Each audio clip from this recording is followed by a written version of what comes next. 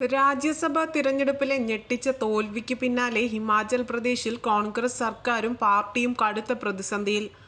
6 കോൺഗ്രസ് എംഎൽഎമാർ വോട്ട് മാറ്റിക്കുത്തിയതോടെയായിരുന്നു രാജ്യസഭാ തിരഞ്ഞെടുപ്പിൽ മുതിർന്ന കോൺഗ്രസ് നേതാവായ മനു അഭിഷേക് സിംഗ്വി പരാജയപ്പെട്ടത്.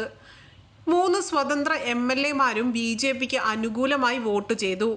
തുല്യ വോട്ട് വന്നതിനെ തുടർന്ന് നറുക്കെടുത്ത് വിജയിയെ തീരുമാനിക്കുകയായിരുന്നു.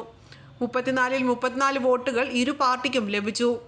സംസ്ഥാനത്ത് കേവല ഭൂരിപക്ഷത്തിന് 35 വോട്ടാണ് വേണ്ടത്.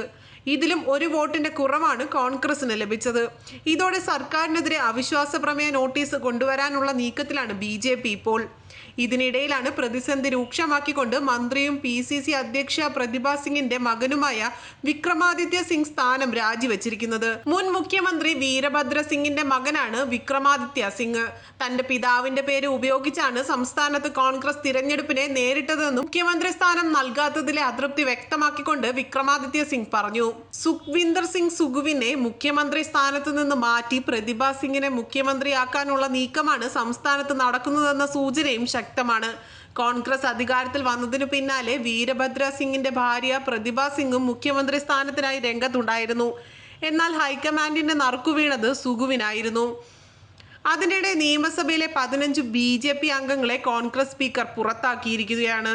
സഭയിൽ മുദ്രാവാക്യം വിളിച്ചതിനും മോശമായി പെരുമാറിയതിനുമാണ് 15 BJP MLAമാരെ നിയമസഭാ സ്പീക്കർ ഇന്ന് പുറത്താക്കിയത്. നിയമസഭയുടെ ബഡ്ജറ്റ് സമ്മേളനം ആരംഭിക്കാനിരിക്കെയാണ് നടപടിയെടുത്തിരിക്കുന്നത്. തീരുമാനത്തിൽ പ്രതിഷേധിച്ച് സ്പീക്കർ കുൽദീപ് സിംഗിന്റെ ചേംബറിനുള്ളിൽ അംഗങ്ങൾ മുദ്രാവാക്യം വിളിച്ചു.